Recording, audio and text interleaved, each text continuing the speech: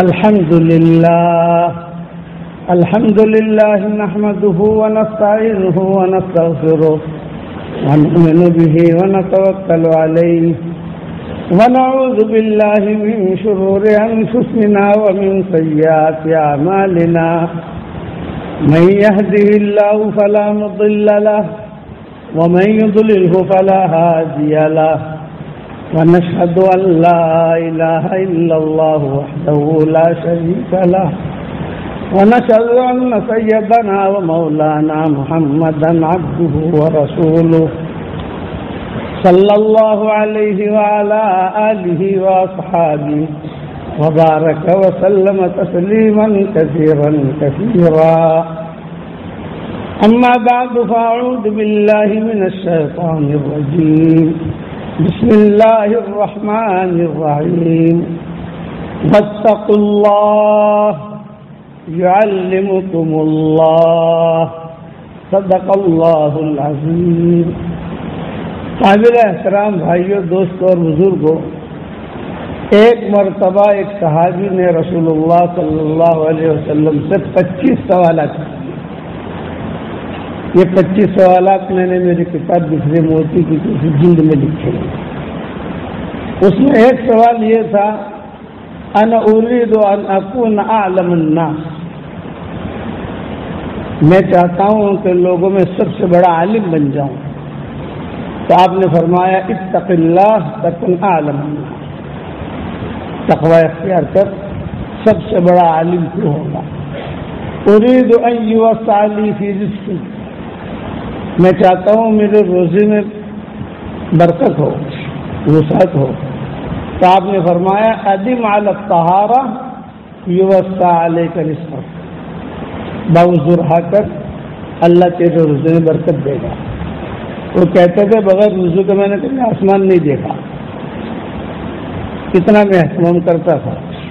اور مدینہ منورہ کے مالدار لوگوں میں وہ شمار ہوتے تھے. تو علم کا تقوی کے ساتھ جوڑے.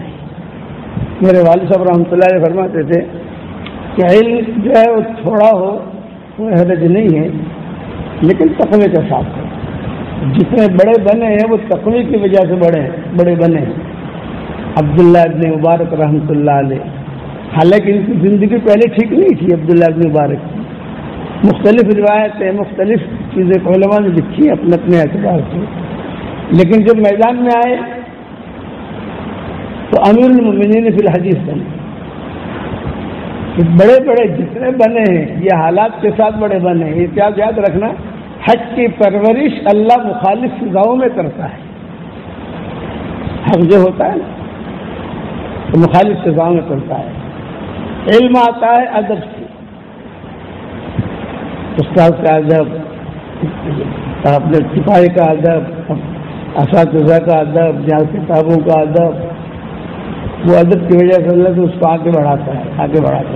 میرے والد صاحب رحمۃ اللہ علیہ فرماتے تھے میرے پاس پیسے نہیں تھے، مجھے علم حاصل کرنا تھا اور کوئی ذریعہ معاش میں نہیں تھا. میں پیدا ہو چکا تھا، اس کو پیدا ہو چکا تھا. 2 سال کی عمر ہو گئی تھی. میں پڑھنے کے لیے دیوبند گیا، پیسے نہیں. اب مجھے شرجامی کا مطالعہ کرنا ہے. تو میں جو ہے 14ویں رات کی چاند میں باہر جا کر شرجامی کا مطالعہ کرتا تھا. لیکن ہر وقت تو 14ویں رات ہوتی نہیں ہے. تو وہاں ہندو کے مکانات ہوتے تھے. تو وہاں وہ لوگ رات کو دیے وغیرہ جلا کر سوتے ہیں، لالٹینیں وغیرہ. تو چلا جاتا کہ کوئی بڑھیا ہے، وہ سوئی ہوئی ہے، دروازہ ایک دم سے بند نہیں ہے، تھوڑا سا کھلا ہوا، تھوڑا سا بند ہے. وہاں سے وہ روشنی آتی تھی تو وہاں بیٹھ کر میں مطالعہ کرتا ہوں. اب اللہ تعالیٰ نے پھر وہاں سے مجھے میرا ہاتھ پکڑا اور پکڑ کر اللہ تعالیٰ نے مجھے بنا دیا ساری دنیا کا ایک ذمہ دار دعوت کے کام کا. تو کچھ نہیں کہہ سکتے کہ ان بچوں کے اندر کون مصعب بن عمیر بنے گا، کون عبداللہ بن مبارک بنے گا، کون امام بخاری بنے گا، کون امام ابو یوسف بنے گا. ابو یوسف یتیم ہو چکے تھے، ماں تھی، ابو یوسف تھے. تو علماء نے لکھا ہے کہ ماں نے کہا بیٹا ہم دونوں ہیں، میں بیوہ ہو گئی تھی، یتیم ہو گیا، تو چل اب تو دھوبی کا کام کر. تو دھوبی گھاٹ پر جا کر لوگوں کے کپڑے دھو دیتے. اور امام ابو حنیفہ درس دیتے تھے. ابو حنیفہ روزانہ دیکھتے تھے یہ جا رہا ہے لڑکا, یہ آ رہا ہے شام کو دھو کر. ایک مرتبہ امام صاحب وہاں باہر بیٹھ گئے لگے سڑک,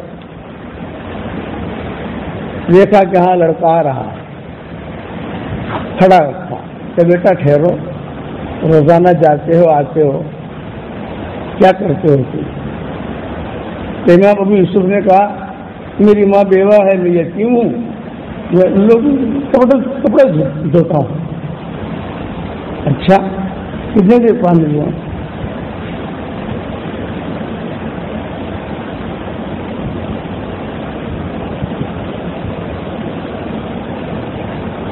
روزانہ کتنے درہم ملتے ہیں؟ 2 درہم. میں اگر 2 درہم دے دوں تو آپ کو, اور تجھے علم سکھاؤں. امام ابو حنیفہ مالدار تھے, امام ابو یوسف غریب تھے, امام محمد بھی مالدار تھے, رئیس زادے تھے امام محمد.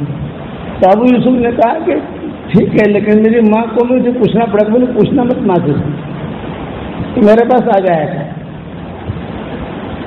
ابو یوسف نے بیٹھنا شروع کر دیا. یہ ان کی ابتدا ہوئی. ابو یوسف تو امام صاحب کی نظر پڑ گئی کہ یہ لڑکا کام کا ہے, دھیان دیا ان کے اوپر. ماں کو پتا چلا کہ بھائی یہ تو دھوبی گھاٹ پر نہیں جا رہا ہے, کسی اور جگہ سے پیسے لے کے آ رہا ہے. ماں نے پیچھا کیا تو دیکھا کہ امام صاحب کے پاس آیا. وہ مجلس میں آ کر امام صاحب پر خفا ہوئی, میرے بچے کو بگاڑ دیا, میرے بچے کو یہ کیا, میرے بچے کو یہ کیا. تو امام صاحب نے کہا چچی جان, بڑی امی, میں تمہارے بچے کو ایسا ہنر سکھا رہا ہوں کہ روزانہ دوپہر کو فالودہ پیے گئے. اس زمانے میں فالودہ بہت قیمتی چیز ہوتی تھی. جیسے کہ یہاں لڑکی کے یہاں جب نکاح کی بات کرتے تو یہ کہتے کہ دیکھو بھائی ہمارے یہاں تمہاری بیٹی آئے گی نا تو روزانہ فالودہ پیے گی, یعنی اتنے مالدار, جب اتنے مالدار ہے کہ روزانہ فالودہ پیے. یہ اس زمانے کا معیار ہوتا تھا. ہر دور کا معیار الگ ہوتا ہے. حضور صلی اللہ علیہ وسلم سے پہلے جو قومیں گزری ہیں یہود نصارہ, ان میں شادی کا معیار جو ہے وہ کوئی مال کو دیکھتا تھا, کوئی خوبصورتی کو دیکھتا تھا, لیکن وہ جو دیکھتے تھے ایک طور پہ دیکھتے تھے. بدن پر جو تیل ہوتے ہیں نا, تیل کبھی یہاں کسی کا تیل ہوتا ہے, کسی کا تیل یہاں ہوتا ہے, کسی کو انگلی کے اوپر ہوتا ہے, کسی کا یہاں ہوتا ہے, کسی کی چھاتی کے اوپر ہوتا ہے. وہ تل دیکھتے تھے شہزادے. وہ علم تھا ایک اس دور میں جو ہمارے شریعت میں رہا نہیں. وہ دیکھتے تھے کہ یہ شہزادہ ہے, اس کی شادی کرنی ہے لڑکی سے, تو لڑکی ڈھونکی ہونی چاہیے جس سے شہزادہ ہی پیدا ہو. تو تل دیکھو, تو وہ شہزادہ اس کے تل دیکھے جاتے تھے, گنے جاتے تھے, اور اس کے بھی تل دیکھے جاتے, گنے جاتے.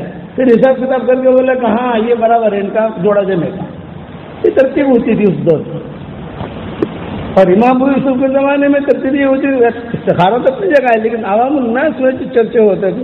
ایک مرتبہ میں نے تل پر بیان کیا وہاں مدرس میں 6 سال پہلے.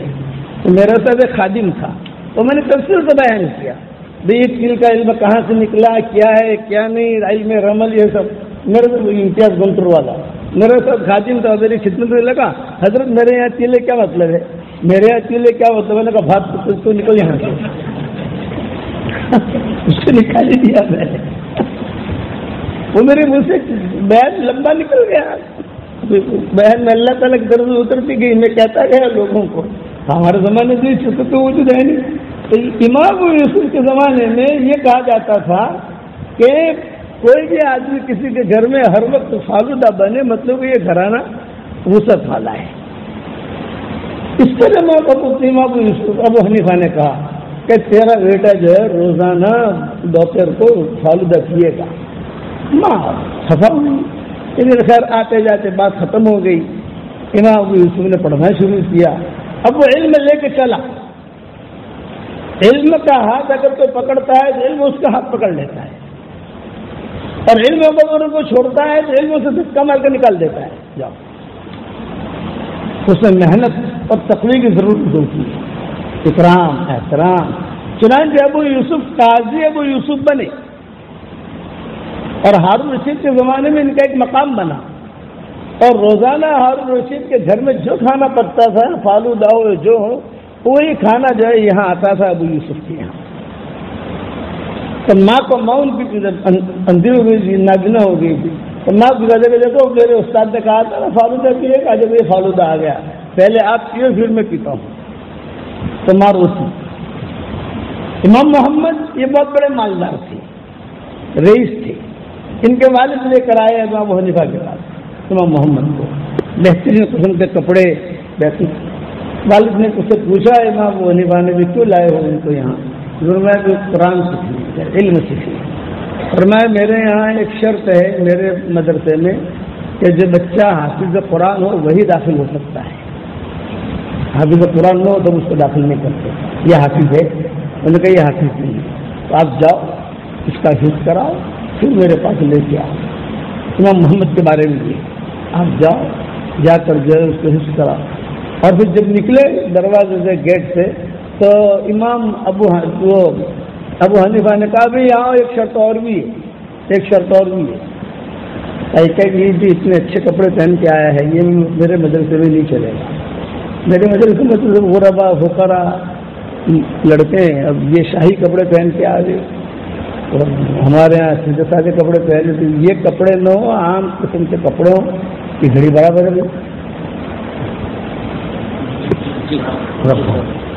عام قسم کے کپڑوں اور حافظ ٹھیک ہے. باپ بھی ان کے اچھے تھے، امام محمد سمجھدار تھے.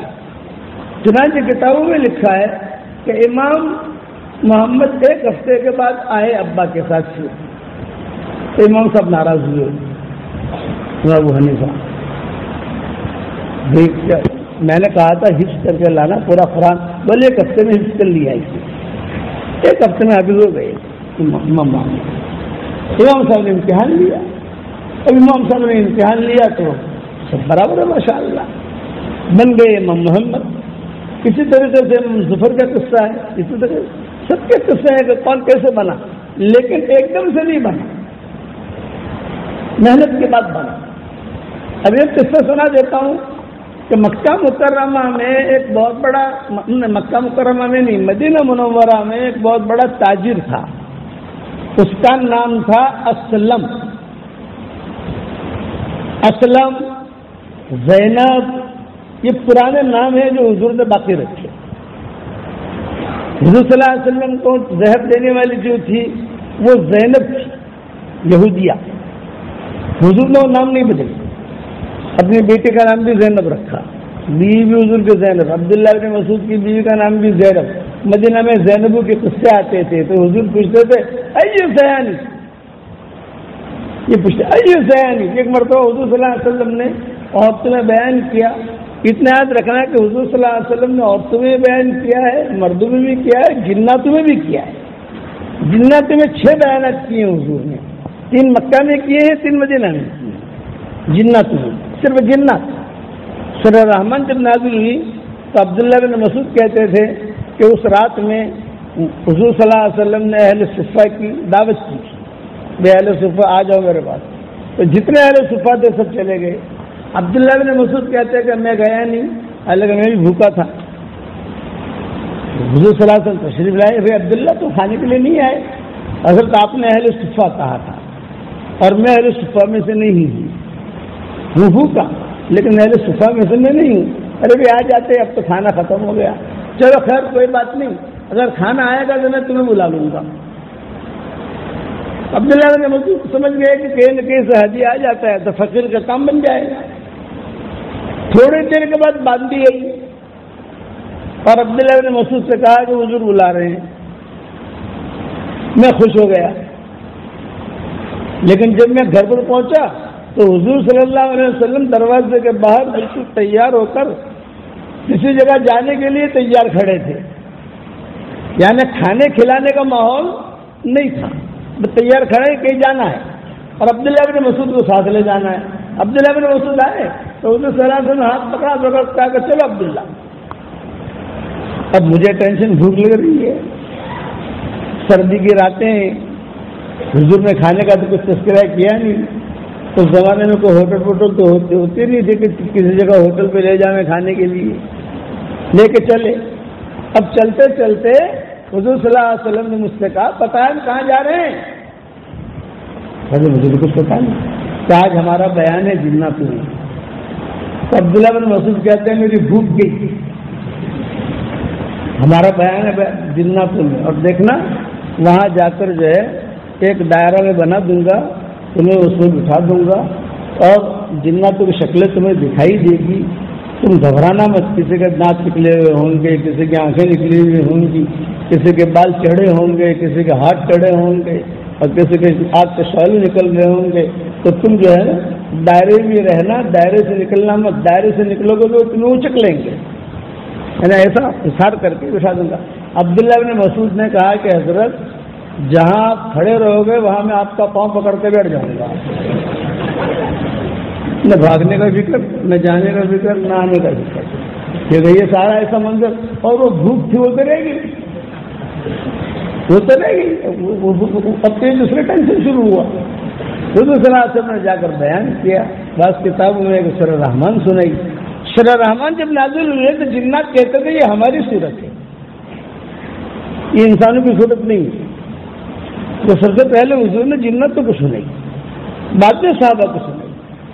جب سورہ رحمان سنائی تو سبھی یہ اعلیٰ ربکما تو زبان پر پہنچتے حضور صلی اللہ علیہ وسلم تو سارے جنات زور سے کہتے, وادی گونج اٹھتی, زور سے کہتے اے اللہ آپ کی کون سی نعمتوں کی ہم ناشکری کر سکتے ہیں؟ نہیں کر سکتے. اتنا دیا ہے, دبے ہوئے ہیں تمہاری نعمتوں کے. 31 مرتبہ پھر یہ اعلیٰ ربکما تو زبان آیا ہے سورہ رحمان. علماء نے لکھا ہے کسی کی شادی نہ ہوتی ہو تو 31 مرتبہ سورہ رحمان تو پڑھ ہی لے, روزانہ ایک مرتبہ 31 دن تک, اور اپنے لیے روزی تلاش کرے, لڑکا ہو یا لڑکی ہو. اور پھر بھی نہ ہو تو بھی پڑھتا رہے اور اللہ سے مدد مانگتا رہے, لیکن پہلی شادی کے لیے ہے, دوسری شادی کے لیے نہیں ہے. آج کل لوگوں کو شوق ہوتا ہے نا, آج کل مردوں کو شوق ہوتا ہے پیر بننے کا, اور عورتوں کو شوق ہوتا ہے آپا بننے کا. عورتوں کو شوق ہوتا ہے کہ میں آپا بن جاؤں, مردوں کو شوق ہوتا ہے کہ پیر بن جاؤں. میں کہتا ہوں بھائی آپا اور پیر یہ اللہ بناتا ہے, یہ کسی کے بس میں نہیں ہوتا, یہ تو اللہ کا نظام ہوتا ہے. تو حضور نے سنائی, جھوم جھوم کر سنتے رہے جنات. اور ہر آیت پر اب عبداللہ بن مسعود تھے صاحب کیا نہیں تھے وہ بات الگ ہے, لیکن جنات میں پہلے ضرور سنائی, روایتوں میں آتا ہے. اور پھر جو ہے جب حضور صلی اللہ علیہ وسلم سنا کر آیا تو جناتوں نے انسانوں کی شکایت کی, انسان یہ کرتے ہیں, یہ کرتے ہیں, یہ کرتے ہیں. تو ٹھیک ہم جا کے کہیں گے انسانوں کو. پھر مدینہ مسجد نبی میں آئے, صحابہ کو سنائی. جب صحابہ کو سنائی تو سارے کے سارے صحابہ جو ہے وہ سر نیچا کر کے سنتے رہے.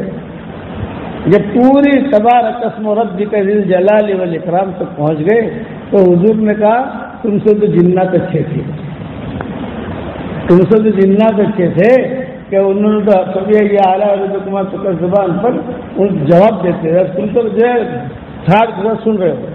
ارے یہ پڑھنا چاہیے, بعد میں آئے حدیث سنے تو پھر یہ اعلیٰ ربکما تو زبان جو اصل میں آؤ یہ پڑھا کرو تم.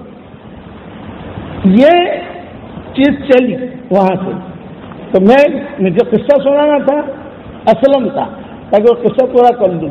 مدینہ منورہ میں زینبی بھی بہت تھی اور اسلم بھی بہت تھے. تو یہ یہودی تھا اسلم, بہت بڑا تاجر تھا, ہیرو کا تاجر تھا.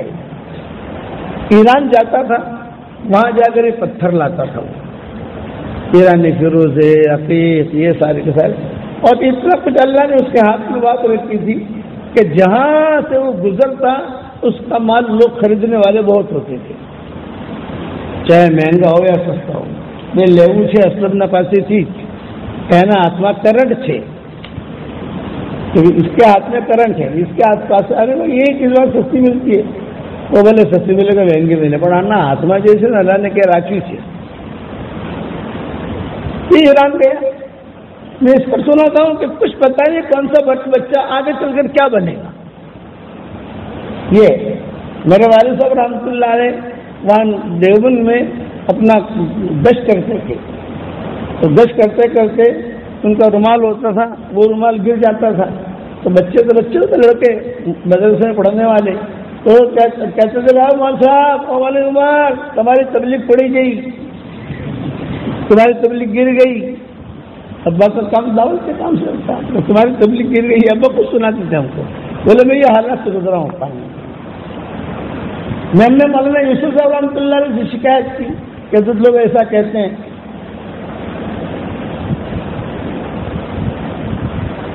تو مولانا یوسف صاحب رحمۃ اللہ علیہ نے کہا فاصبر کما صبر اولو العزم من الرسل، صبر کرو جیسے اولو العزم اولو الرسل نے جب صبر کیا ہے. کوئی بھی حال آئے بولے کہ درجے کے اعتبار سے ہوتا ہے. میں نے بھی کبھی بھی توجہ نہیں کیا، آہستہ آہستہ حالات آتے گئے اور اللہ نے مجھے ساری دنیا میں چمکا دیا. کوئی بھاؤ نہیں پوچھتا تھا، اللہ تو اللہ ہے. یہ اسلم کا قصہ سنا رہا ہوں. وہ بات خریداری کرتا تھا تو ایک لڑکا دیکھا اس نے، نہ شکل نہ عقل، کھڑا ہوا ہے. تو پوچھا بیٹا تم کس کے بیٹے ہو، کیا ہے؟ تو میرا ماں باپ ہیں لیکن غریب ہیں، مجھے کھلانے کے لیے پیسے نہیں ہیں، تو مجھے یہاں کھڑا کر جاتے ہیں اور رات کو مجھے لے جاتے ہیں، اور میں یہاں جو ہے لوگوں سے بھیک مانگتا رہتا ہوں. کوئی دے دیتا ہے تو لے کر گھر جاتا ہوں تو ان کا بھی بھلا ہو جاتا ہے، میرا بھی بھلا ہو جاتا ہے. یہ اسلم نے کہا میں تجھے مدینہ منورہ لے جاؤں؟ ہاں بڑا احسان ہوگا، لے جاؤ. تو اسلم نے جو لے لیا، خریدا نہیں، تو وہ تو آزاد آدمی تھا، تو خریدا نہیں، لے کر جو ہے سیدھا اسلم چلتے چلتے چلتے ان کو مدینہ لایا. مدینہ منورہ لایا تو اس نے بازار میں کھڑا کیا، بھائی میرا غلام ہے، کوئی خریدے گا. لوگ آتے تھے دیکھنے کے لیے لیکن کوئی ہاتھ نہیں رکھتے تھے، نہ شکل تھی نہ عقل تھی، طاقت بھی نہیں تھی، دبلا پتلا تھا. کہ غلام آؤ تو کچھ کام تو کرے نا، بیوی کو آپ لاؤ گھر میں تو کچھ کام تو کرے نا گھر کا. ایسے خالی اکرام اور احترام کے لیے تو نہیں لاتے کہ کیا کام کرے. آج کل تو میں بیانوں میں کہتا ہوں کہ آج کل کے دلہنیں جو ہے نا، اللہ معاف فرمائے، روٹی پکانا نہیں آتا. کہتے میں روٹی کیوں نہیں پکاتی، ہم تو برگر کھاتے ہیں. نہ کیسے چلے گا جوڑا، روزانہ تو برگر نہیں ہوتا، سمجھ گئے نا. اب وہ کوئی کام کا کھائیں گے نہیں وہ لڑکا. تو ایک مدینہ منورہ میں لڑکی تھی، اس کا نام تھا تثبیتا. قرآن میں ہے نا اشد تثبیتا. تثبیتا کا جملہ قرآن شریف میں کہیں گے، لیکن اس لڑکی کا نام تھا تثبیتا. یہ بڑی مالدار تھی، بہت مالدار تھی اور کنواری تھی. یہ بھی بازار میں آتی، دیکھتی کہ ایک لڑکا کھڑا ہے تو دودھ، کھجور، پنیر یہ روزانہ ایک تھیلی میں لے کر اس کو دے جاتی ہے، جیسے فقیروں کو دیتے ہیں. روزانہ آتی، کہتے کہ وہ بیچارہ کھڑا ہوگا تو اس کے لیے مدینہ منورہ میں تجارت کھجور اور پنیر کی ہوتی تھی. دودھ کی تجارت نہیں کرتے تھے وہ لوگ، دودھ تو لوگوں کو گفٹ دیتے تھے، دودھ بیچتے نہیں تھے. اب تو دور ایسا آ گیا کہ لوگ پانی بھی بیچتے ہیں. اب یہ دور ایسا آ گیا کہ لوگ پانی بھی بیچتے ہیں. پانی بیچا نہیں جاتا، آج تو کھانا بھی بیچتے ہیں. کھانا بیچتے نہیں بیچتے. اس زمانے میں کھانا، پانی، دودھ یہ بیچنا بہت بڑا عیب شمار ہوتا تھا. تو پانی بیچ، دودھ بیچ رہا ہے، اللہ کے خزانے سے لیا ہے تو نے بیچ رہا ہے. بیچتے نہیں تھے، اسے لوگوں کو دے دیتے تھے. اب زمانہ ہمارا ایسا ہے کہ دودھ بھی بکتا ہے، پانی بھی بکتا ہے اور کھانا بھی بکتا ہے. دور کا فرق. اور کھجور اور پنیر کی تجارت بہت مشہور تھی. وہاں بڑے بڑے یہودی تاجر تھے مدینہ منورہ کے اندر. اس کی بعد میں عبد الرحمن بن عوف نے یہی تجارت شروع کی، کھجور اور پنیر کی. دلنی علی السوق کہا تھا، دلنی علی السوق، مجھے تو خالی بازار کا راستہ بتا دو. تو سب سے پہلے تجارت انہوں نے کھجور اور پنیر سے کی، پھر سونے پر پہنچے. تو یہ روزانہ آتی اور روزانہ آ کر تم کچھ دے جاتی. اب وہ اکثر پریشان رہا گیا، اس کا کروں کیا، کھلانا پڑتا ہے. تو اس نے اعلان کیا، بھائی مجھے پیسہ نہیں چاہیے، کوئی آ کے فری لے لے. تو مدینہ والوں نے کہا کہ فری بھی ہم نہیں خریدیں گے، پھر بھی مہنگا ہے، کھانا تو کھلانا تو پڑے گا، کام کچھ کرے گا نہیں، کھلانا پڑے گا. کسی نے نہیں خریدا اس کو. یہ درجے کا لڑکا تھا. پھر جو ہے یہ تصویر آئی. تصویر نے کہا بیٹا تیرا مالک کون ہے؟ بولے وہ کھڑا ہوا اسلم. بلایا اس کو، وہ اس کو بیچو گے؟ ہاں. میں تو کئی مہینوں سے انتظار میں کوئی گاہک آ گیا کیا قیمت ہے؟ تو اس نے کہا جو بھاؤ میں نے خریدا ہے اس سے آدھی قیمت. یہ حضور جھوٹ بہت بولتے ہیں نا ان کے یہاں, تو حالانکہ خریدا تو تھا نہیں, آزاد تھا جو میں نے خریدا ہے اس سے آدھی قیمت. فرمایا کہ نہیں آدھی قیمت کی پوری قیمت لو. اب مدینہ میں اعلان کیا تو فری کا, اور یہ پوری قیمت دے رہی ہے تصویر کا, آدھی کیوں؟ بھائی تم نے جو پیسے سے خریدا ہے تو اس نے کہا بھی اچھا ہے پیسے آ رہے ہیں. تو یہ کتابوں میں لکھا ہے کہ تصویرتا نے پوچھا کیا قیمت سے خریدا؟ بولے اتنا. تو تصویرتا نے کہا میں ڈبل دوں گی. ڈبل پیسے دیے اور اس لڑکے کو لے کر آ گئی اپنے گھر پر.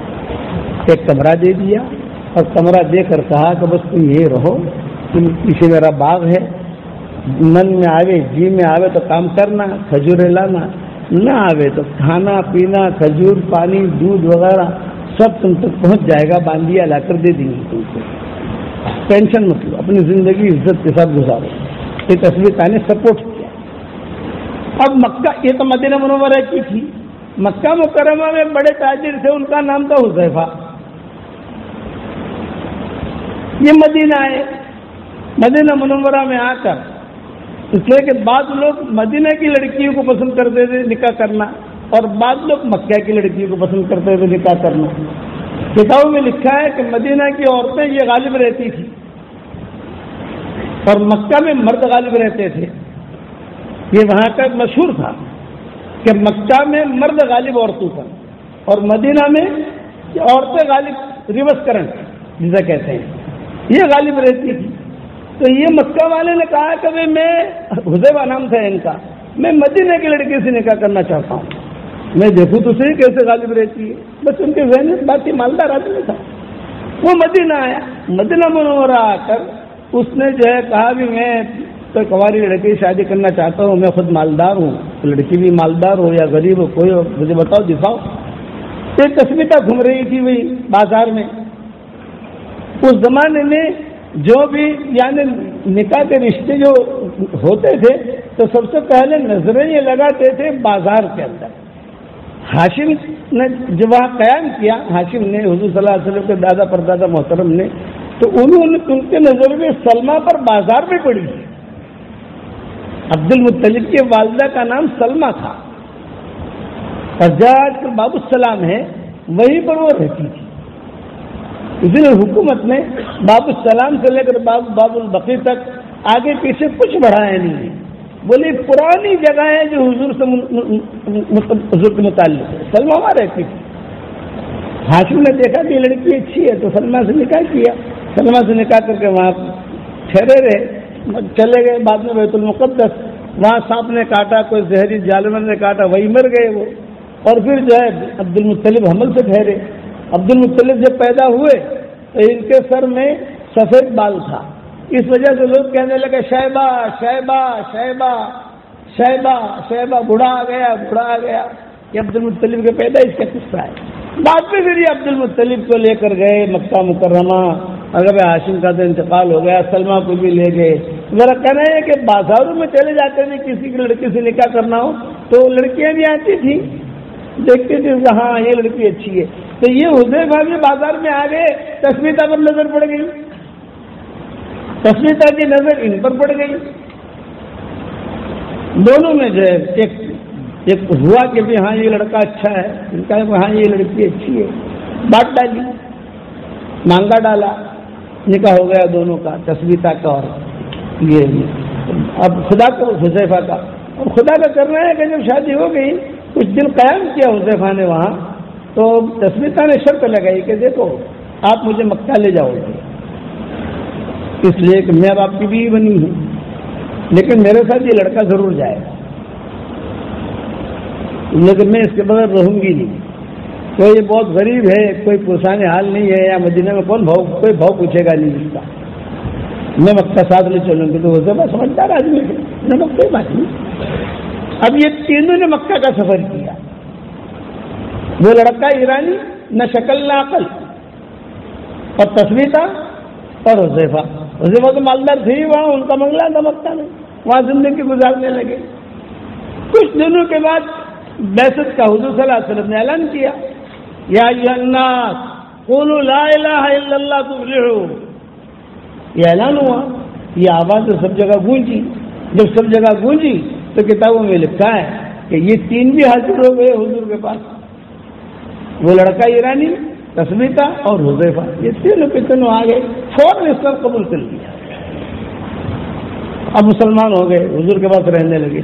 حضور صلی اللہ علیہ وسلم نے ہجرت کی تو ظاہری بات ہے کہ دوسرے صحابہ بھی ہجرت کرتے تھے، اب ان کے لیے ہجرت کرنا تو آسان تھا کیونکہ تثبیتہ کا بنگلہ ہے وہاں، یہاں حذیفہ کا بنگلہ ہے، وہاں تثبیتہ کا بنگلہ ہے، یہ تینوں ہجرت کر کے، تثبیتہ، حذیفہ اور وہ لڑکا ہجرت کر کے وہاں پہنچ گئے۔ حضور صلی اللہ علیہ وسلم بھی ہجرت کر کے پہنچ گئے، حضرت عائشہ سے نکاح بھی ہو گیا اور پھر حضور صلی اللہ علیہ وسلم کی زندگی وہاں گزرنے لگی۔ ایک مرتبہ رات کو حضور صلی اللہ علیہ وسلم نے اپنے گھر میں بیٹھ کر اپنے رات کا جو ڈریس ہوتا ہے، لباس، اسے پہن کر کہا کہ بھائی عائشہ کہاں ہے، آج آئی نہیں، کسی کو پتا نہیں کہاں چلی گئی ہے عائشہ۔ تو حضور بھائی بیٹھے بیٹھے کہتے عائش عائش، نام تھا عائشہ۔ ہماری شریعت میں بیوی کا پیار والا نام رکھنا سنت ہے لیکن دھمال والا نہیں۔ حضور بھائی بیٹھے بیٹھے کیا کہہ رہے عائش عائش، عفیفہ، مائیں سب سن رہی ہیں کہ حضرت عائشہ کو بلا رہے ہیں، اور صحابہ بھی تھے وہاں، اہل صفہ تو ہمیشہ رہتے تھے، وہ بھی سن رہے ہیں، لیکن اب حضرت عائشہ کو ڈھونڈنے کے لیے کون جائے؟ حضور کی بیوی کو ڈھونڈنے کے لیے کون جائے؟ اور حضور کی آواز سب جگہ پہنچ رہی تھی۔ جب حضور صلی اللہ علیہ وسلم نے بہت مرتبہ آواز دی تو حضرت عائشہ جو ہے بعد میں روتی ہوئی ہے، آنکھیں سرخ اور چہرہ بھی سرخ اور ناک میں سے پانی نکل رہا، آنکھوں میں سے پانی نکل رہا، روتی ہوئی آئی اور حضور سے حضور نے کہا کیا ہوا عائشہ، اب اتنی رو رہی ہو، جذبات میں ہو، کسی نے کچھ کہہ دیا، کسی نے کچھ کہا، کوئی تکلیف دی؟ بچھو مدینہ میں بہت ہوتے تھے، بچھو نے کاٹا، کیا ہوا؟ کل عائشہ نے کہا کہ کچھ نہیں ہوا، ایک لڑکا ہے وہ قرآن پڑھ رہا ہے، اتنا اچھا قرآن پڑھ رہا ہے، میں پیچھے بیٹھی ہوئی سن رہی تھی، میں نے سوچا کہ بس ایک رکوع ہو جائے، ایک پارا ہو جائے، ایک سورت ہو جائے، اٹھ کے آ جاؤں، لیکن بس وہ پڑھتا گیا، میں روتی گئی، حالانکہ آپ کی آواز مجھ تک پہنچتی تھی، مجھے معلوم ہے یا ایھا الذین آمنوا استجیبوا للہ وللرسول اذا دعاکم لما یحییکم، میں جانتی ہوں، لیکن کچھ پوچھا نہیں گیا مجھ سے، اتنا اچھا قرآن پڑھتا ہے۔ اور حضرت میری درخواست ہے کہ آپ بھی سنیں۔ آپ نے فرمایا ہاں ہاں چلیں گے۔ تو اسی لباس میں حضرت عائشہ حضور کا ہاتھ پکڑ کے لی، تو لڑکے کو پتا نہیں کہ پیچھے کون بیٹھا ہے، بس وہ جو ہے وہ لڑکا پڑھتا رہا، حضور بھی سنتے رہے اور حضرت عائشہ بھی سنتی رہی اور حضور بھی روتے رہے۔ وہ لڑکا کون تھا؟ وہی ایرانی لڑکا تھا جو بعد میں چل کر سالم مولا حذیفہ بنے۔ سالم مولا حذیفہ، سارے قاریوں کے امام، نہ شکل نہ عقل، کہ دیکھنے کے لیے تیار نہیں اور کوئی رکھنے کے لیے تیار نہیں، اور بن گئے سالم مولا حذیفہ۔ دور صدیق میں وہ جو ہے شہید ہوئے ہیں، جب ارتداد کا مسئلہ چلا ہے تو سالم مولا حذیفہ بھی شہید ہوئے، لیکن جب حضرت عمر کا انتقال کا وقت قریب آیا، شہادت ہوئی ان کی، تو انہوں نے مرنے سے پہلے کچھ وصیتیں کی تھی۔ ان وصیتوں میں یہ بھی تھی کہ آج اگر سالم مولا حذیفہ زندہ ہوتا میں اسے امیر بنا لیتا۔ تو کچھ پتا نہیں کون سے لڑکے کو اللہ اوپر لے جائے گا، کون سے لڑکے کو اللہ نیچے لائے گا، اس لیے اپنا معاملہ اللہ کے ساتھ کلیئر رکھو۔ حضرت معاویہ نے عائشہ سے کہا تھا مختصر مجھے نصیحت کیجیے امی جان، تو امی جان نے نصیحت کی اللہ کو خوش کرنے کی فکر کر، مخلوق کو خوش کرنے کی فکر مت کر۔ جب تو اللہ کو خوش کرے گا، وہ حالات چل رہے تھے نا، جب اللہ کو تو خوش کرے گا تو مخلوق آٹومیٹک خوش ہو جائے گی۔ اللہ سے آدمی اپنا تعلق برقرار رکھے، یہ ہے کہ اللہ سے اپنا تعلق برقرار رکھو۔ قرآن یہ بہت بڑی دولت ہے، اور ایک نصیحت کرتا ہوں آپ کو، عام طور سے ہمارے ماحول میں غلطی ہو رہی ہے، وہ یہ کہ ہم جب قرآن کا ورق الٹتے ہیں، ہم جو ہے اپنی انگلی پر زبان پر ٹک لگاتے ہیں، ٹک لگا کر ورق الٹتے ہیں، یہ عام طور کا ماحول ہے. اس سے ہمارا تھوک قرآن کو لگتا ہے. تو قرآن کی بہت بڑی بات ہے. ساری دنیا میں یہ ماحول ہے. صرف موریتانیہ ایسا ملک ہے، موریتانیہ، جہاں یہ چیز نہیں ہے. وہ قرآن کا ورق جب کھولتے ہیں یا پلٹتے ہیں تو کوئی باریک چیز ہوتی ہے، کوئی لکڑی ہوتی ہے، اس سے یہ کرتے ہیں. یہ عادت جو ہے سمجھ گئے. تو کتاب کا ورق کھولنا ہو تو یہ خود لگایا. بھائی میں کہتا ہوں کہ آپ وہ نہ کرو، کوئی بھی چیز اپنا رومال جو ہے اسے گیلا کر لو، ٹیشو ہے گیلا کر لو، ٹیشو پیپر جو ہو، اور اس کو جو ہے اپنا یہ کیا برف الٹا. رومال ہے آپ کو، رومال تو سب کے پاس ہوتے ہیں، اس کو تھوڑا سا پانی کی چھوٹی سی بوتل جیب میں رکھ لو، یوں ڈالا اور گیلا کر دیا، اپنا الٹتے گئے تو ہمارا تھوک نہیں لگے گا. مطلب دنیا بھر میں آپ دیکھو کہ تھوک لگا کر لوگ ورق الٹتے ہیں. اس سے بچو گے انشاءاللہ بھائی. اور قرآن اللہ کا کلام ہے، یہ اللہ کا نور ہے، یہ اللہ کا دسترخوان ہے. عبداللہ ابن مسعود کہتے تھے قرآن اللہ کا دسترخوان ہے، اس سے فائدہ اٹھاؤ. اور میں کروڑ مرتبہ سلام کرتا ہوں ہمارے ان بچوں کو اور اساتذہ کو. صبح ہوتی ہے، جب صبح ہوتی ہے جس کا کام عطر کا ہوتا ہے اللہ اس کے جھولے میں عطر ڈال دیتا ہے. جس کا کام لکڑی کا ہوتا ہے اللہ اس کے جھولے میں لکڑی ڈال دیتا ہے. جس کا کام کپڑے کا ہوتا ہے اللہ اس کے جھولے میں کپڑا ڈال دیتا ہے. محنت کرتا ہے، فکر کرتا ہے، یہ کرتا ہے. لیکن کروڑوں مرتبہ سلام کرتا ہوں آپ لوگوں کو کہ صبح ہوتی ہی اللہ ہمارے جھولی میں قرآن رکھ دیتا ہے. ہماری صبح قرآن سے ہوتی ہے، اس لیے قرآن پر عمل کرو گے انشاءاللہ. اور بس آخری بات اتنی کہہ دوں کہ ایک ہدیہ دیتا ہوں آپ لوگوں کو، جب بھی فرصت ملے کرتے رہنا. 313 مرتبہ سورہ اخلاص کرنے کی عادت ڈال دو. حافظ کے لیے کیا مشکل ہے یار. 313 مرتبہ درود شریف پڑھنے کی عادت ڈال دو. 313 مرتبہ استغفار پڑھنے کی عادت ڈال دو. استغفار مختصر استغفار، اللہم اغفر لی، اللہم اغفر لی، اللہم اغفر لی. درود شریف مختصر، اللہم صلی علی محمد، اللہم صلی علی محمد. اب سورہ اخلاص کو تو شارٹ کٹ نہیں کر سکتے، وہاں تو شارٹ کر لیا، اس کو تو شارٹ نہیں کر سکتے. تو فائدہ یہ ہوگا 10 مرتبہ سورہ اخلاص پڑھو، جنت ایک محل تیار ہو جاتا ہے. 20 مرتبہ پڑھو 2 محل، 30 مرتبہ پڑھو 3 محل. تو جن 313 مرتبہ پڑھو 31 محل جنت میں تیار ہوں گے روزانہ. اور کوئی انکم ٹیکس والا فون کرے گا نہیں. دنیا میں اگر آپ پراپرٹی لے لو تو انکم ٹیکس والا فون کرتے نہیں کرتے. اور مینٹین کا فکر ہوتا ہے کہ نہیں ہوتا. الیکٹرک بل بھرنے کا فرشتے بھریں گے وہ سارا کے سارا مینٹین رہے گا. میرے والد صاحب رحمۃ اللہ علیہ مجھے کہتے تھے بیٹا یونس راتی ہونگ نہ آ گئے نا، ہماری گجراتی زبان میں راتی ہونگ نہ آ گئے تو 5 6 10 بنگلہ بڑھائیں گے کھوانا.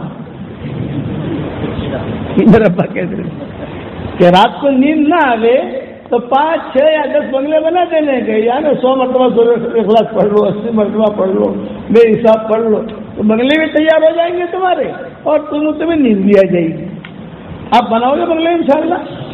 ہمارے یہاں ڈاکٹر نہیں ہے شکاگو میں، وہ جب یہ بیان سنا میں تقریباً کئی سالوں سے تشکیلیں کرتا ہوں. میں نے کہا دنیا میں پراپرٹی یار بہت بنا لی تم نے، اب جنت میں پراپرٹی بناؤ. دنیا میں بہت بنا لی. اب آپ طالب علم ہو تو آپ کے لیے کوئی مشکل نہیں ہے، وقت نکالنے کی ضرورت نہیں ہے. چلتے چلتے آپ کمرے میں پہنچتے. میرے ابا کہتے تھے میں بیان کے لیے جاتا ہوں تو 5 6 بنگلے میرے بن جاتے ہیں.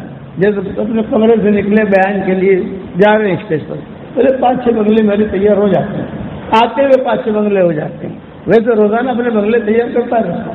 تو ڈاکٹر نہیں ہے شکاگو میں، وہ اس نے کہا مجھے فون آیا کہ حضرت جب سے آپ نے بتایا میں نے 10 لاکھ مرتبہ سورہ اخلاص پڑھا. کتنی مرتبہ بھائی؟ 5 لاکھ آپ کو ہدیہ کر دیا اور 5 لاکھ میں نے میرے لیے رکھا. تو حضرت بنگلے ملیں گے نہیں؟ میں نے کہا کروڑوں مرتبہ قسم کھا کے کہتا ہوں کہ ملیں گے.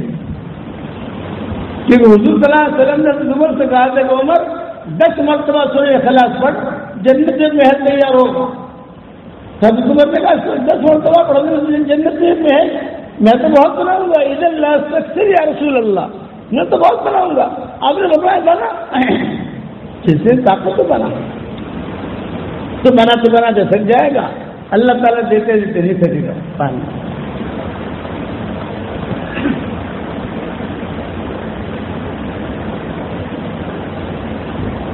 تو اس نے مجھے کہا کہ مولانا ملے گا، لیکن مولانا ایک سوال کروں ذرا شرم آئے گی، بیٹا شرما مت، جے تارے پوچھو یہ پوچھ کہ مول صاحب بہت بڑا بنگلہ تھی جیسے انشاءاللہ تو کہ بھاڑو آپ سے کی نہیں آ رہے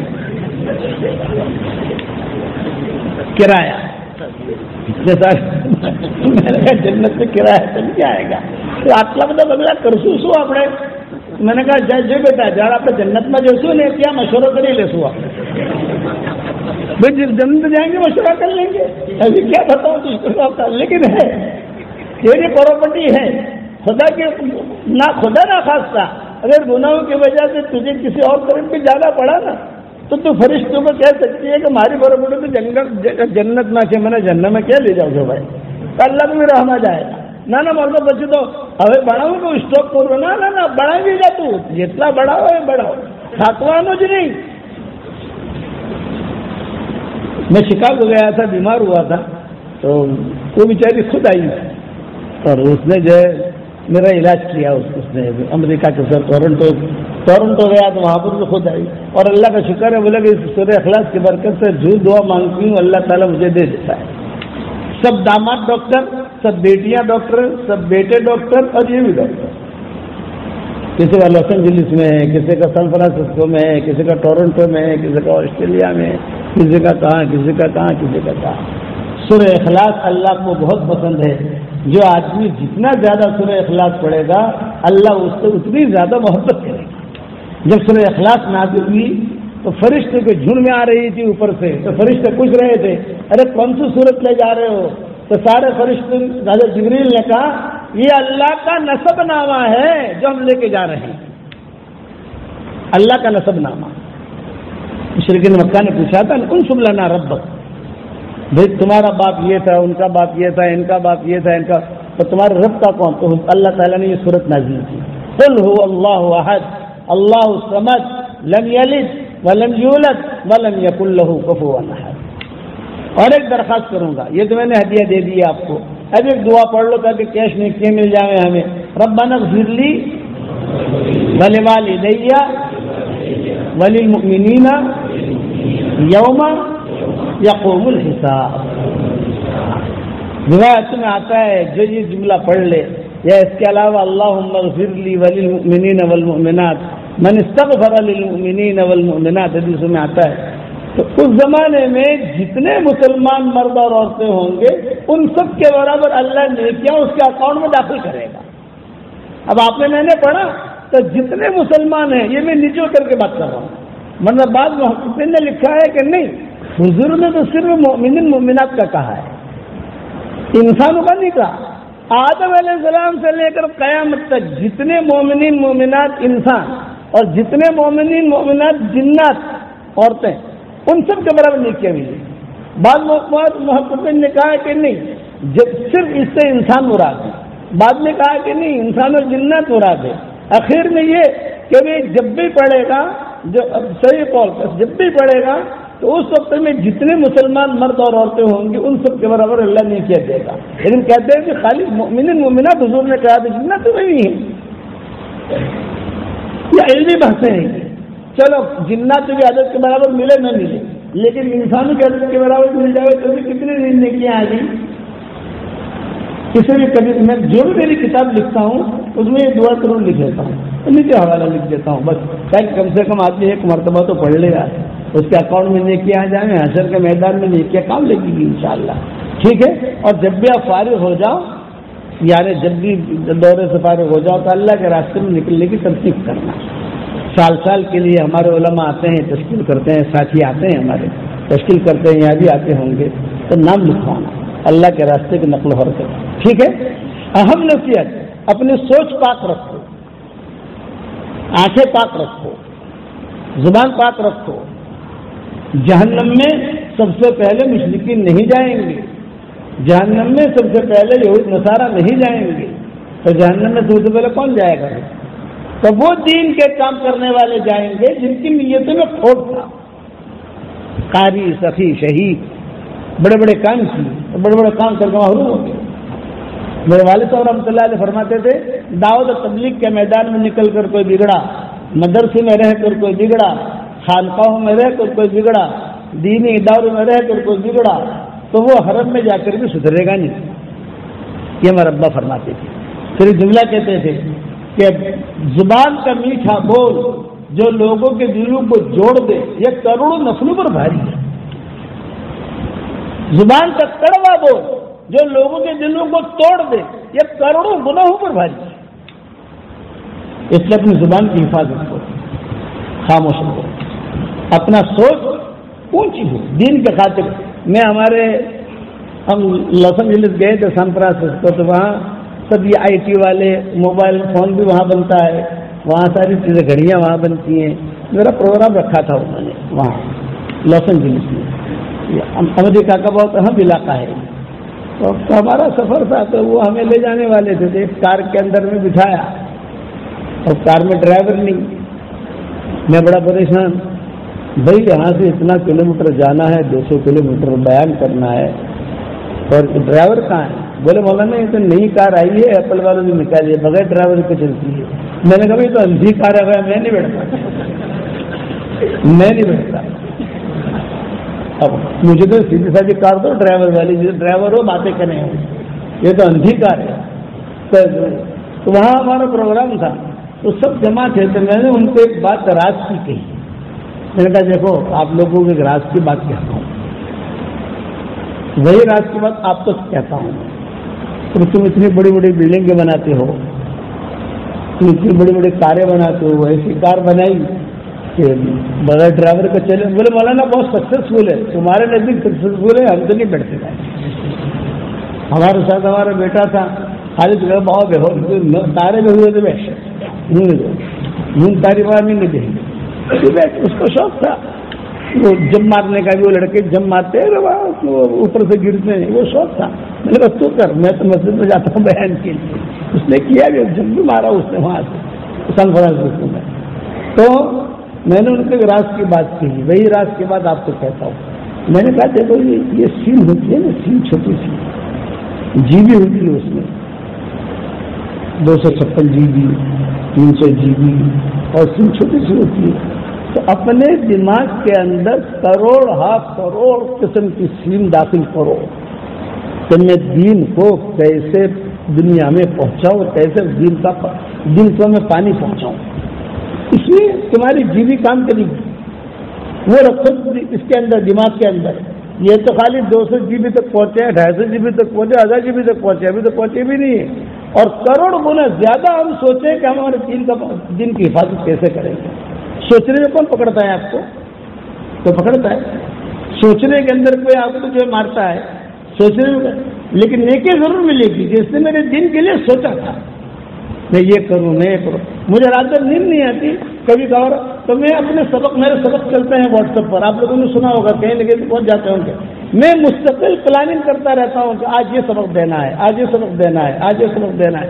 کل ہی میں سفر کر کے آ رہا تھا، میں نے کہا 100 مرتبہ سبق دیا میں نے، ریلے ہو گیا کہ 100 مرتبہ سبحان اللہ وبحمدہ پڑھ لو، 100 کھجور کے درخت جنت میں لگ جائیں گے، اور سمندر کے جھاگ کے برابر بھی گناہ ہوں گے تو اللہ تعالیٰ معاف کر دے گا.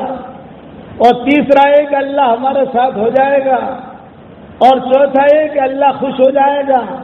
پانچواں ہے کہ حق الکلام اللہ ہے، یہ اللہ کو بہت پسند ہے. اور تم لوگوں کو سکھاؤ گے جیسے میں آپ کو سکھا رہا ہوں. میرے لیے سارے فرشتے، مچھلیاں، ساری مخلوق میرے لیے دعا میں لگ گئی. تو آپ سکھاؤ گے، آپ آگے بھیجو گے تو آپ کے لیے بھی دعا کرے گی. اور یہ روایت فلاں جگہ ہے، چھوٹا سا ویڈیو بھیج دیا، کروڑوں نے سن لیا. اور میں نے کہا تصویر نکال لو، میری تصویر ہے جاندار شاندار مالدار دیندار. تصویر دو، جاندار شاندار مالدار دیندار. یہ میں نے اس کو تصویر میں نے بتائی ان کو ویڈیو کے اندر کہ یہ میری تصویر ہے، جاندار شاندار مالدار دیندار. یہ تصویر تم بھی نکال لو. تصویر تمہیں دے نہیں سکتا، لیکن تم 100 مرتبہ پڑھو گے تو تمہارا جو ہے یہ اتنا ملے گا تم کو. عوام الناس کو تو فضیلت ظاہر کرو، صحیح فضیلت ظاہر کرو. تو آپ لوگ بھی دین کو پانی پہنچانے کے لیے کچھ نہ کچھ سوچو. میں کیسے پانی پہنچاؤں؟ لڑائی کرنے کا نہیں سوچنا، لیکن میرے دین کی حفاظت کیسے کروں، میرے ایمان کی حفاظت کیسے کروں، میرے اللہ کو خوش کیسے کروں، یہ بھی تو ہے نا. نہیں سب کچھ فرشتے لکھ رہے ہیں، میرا اللہ مجھ سے راضی کیسے ہو؟ اس لیے میں نے ان لڑکوں سے کہا الحمدللہ مجھے حرم میں ملے، اور انہوں نے کہا مولانا آپ نے جو کہا ہم نے ہمارے دماغ میں نہیں کیا. ہم جب ایپل فون میں کام کرتے ہیں، ایپل کمپنی ہے وہاں پر کاریں بناتی ہے، گھڑیاں بناتی ہے، وہاں حیدرآباد کے، بنگلور کے، ہبلی کے، ہمارے گجرات کے بھی کچھ لڑکے تھے وہاں پر. پالم پوری کو تو دیکھا نہیں میں نے، لیکن گجرات کے لڑکے دیکھے وہاں پر، پنجاب کے، پاکستان کے، لاہور کے، کراچی کے، بہت بڑے لڑکے تھے وہاں. تو میں نے کہا اپنے دین کے بارے میں فکر کرو، امریکہ میں دین کیسے داخل ہو، لوگ کیسے نمازی بنے. انہوں نے کوشش کی اور کوشش میں کامیاب بھی ہوئی. آپ بھی سوچو گے انشاءاللہ مولوی بن کر بگڑنا نہیں، یاد رکھنا مولوی بن کر سدھرنا ہے. میرے والد صاحب رحمۃ اللہ علیہ فرماتے تھے کہ علم ہو، علم کے ساتھ دینداری ہو. ایک پائلٹ صاحب سے ساؤتھ افریقہ میں ایک جگہ ہے جس کا نام ہے روشنی، ساؤتھ افریقہ میں. تو میں جب بیان کے لیے بیٹھتا ہوں تو میں کہتا ہوں بھی تمہارے ساؤتھ افریقہ میں روشنی ہے اور ہمارے یہاں بمبئی میں اندھیری ہے. بمبئی میں اندھیری کا علاقہ ہے. بہت لوگ ہنستے ہیں وہاں ایک پائلٹ صاحب بھی ہے.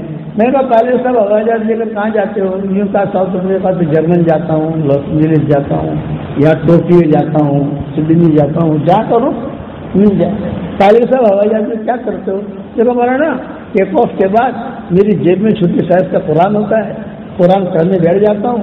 منزل میں پہنچتے پہنچتے کبھی قرآن ہو جاتا ہے، کبھی 20 پارے ہو جاتے ہیں، کبھی 15 پارے ہو جاتے ہیں. یہ سوچیں، یہ فضاؤں کا دین. وہی پائلٹ صاحب مجھے کہنے لگے کہ ہم جس سفر میں جاتا ہوں تو میرے ساتھ مسلح ہوتے ہیں. میں دیکھتا ہوں کون سی سیٹ پر، ہمارے پاس لسٹ آ جاتی ہے، فلاں سیٹ پر فلاں بیٹھا ہے، فلاں سیٹ پر فلاں بیٹھا ہے. تو میں دیکھتا ہوں کہ کون سا مسلمان کون سی سیٹ پر بیٹھا ہے. اور پھر میں جاتا ہوں، نماز کا وقت ہوتا ہے تو مسلح دیتا ہوں، بھائی نماز کا وقت ہو گیا، ظہر کی تو نماز پڑھ لیں. اب وہ پڑھے کہ نہ پڑھے، بولے کئی لوگ میرے کہنے کی وجہ سے نماز پڑھتے ہیں، پر تمہیں یوں ہے بتا دیتا ہوں، وہ خود پائلٹ ہوں. یہ سوچ دینی سوچ، اس میں دینی سوچ رکھو گے انشاءاللہ. یہ میری تصویر ہمارے شیخ الحدیث صاحب کو دیتا ہوں. جزاک اللہ خیر. دعا کرو. اللهم لك الحمد كله ولك المن كله لك الشكر كله ولك الملك كله لك الخلق كله ولك الفضل كله وإليك يرجع الأمر كله وإليك يصعد الكلم الطيب كله. اللهم لك الحمد بالإسلام، لك الحمد بالإيمان، لك الحمد بالقرآن، لك الحمد حتى ترضى، لك الحمد إذا رضيت، لك الحمد بعد الرضا. اللهم لك الحمد حمدا حمدا، لك الشكر شكرا شكرا. اللهم آت نفوسنا تقواها وزكها أنت خير من زكاها، أنت وليها ومولاها. اللهم اجعلنا من أهل القرآن، هم أهلك وخاصتك يا رب العالمين. اللهم اجعلنا ممن يقرأ القرآن فيرقى، ولا تجعلنا ممن يقرأ القرآن فيشقى.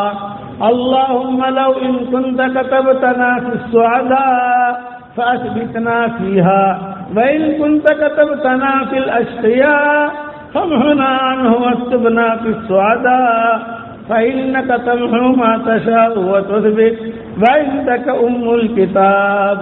اللهم إنا نسألك الفوز في يوم القضاء ونزل الشهداء وعيش السعداء والنصر على الأعداء ومرافقة الأنبياء يا ذا المن والعطاء يا سميع الدعاء يا رافع السماء. اللهم لا تردنا خائبين بل ردنا إلى ديننا ردا جميلا. يا مونس كل وحيد، يا صاحب كل فريد، يا قريبا غير بعيد، يا شاهدا غير غائب، يا غالبا غير مغلوب، يا صريخ المستصرخين، يا غياث المستغيثين، يا عماد من لا عماد له، يا سند من لا سند له، يا عظيم الرجاء، يا منقذ الهلكى، يا منجي الغرقى، يا محسن یا مجمل یا مبدئ النعم قبل استحقاقها یا فالق الحب والنوى یا فالق الحب والنوى اعط لكل امرئ ما نوى اللهم كم من نعمة أنعمت بها علينا قل لك بها شكرنا وكم من بلية ابتليتنا بها قل لك بها صبرنا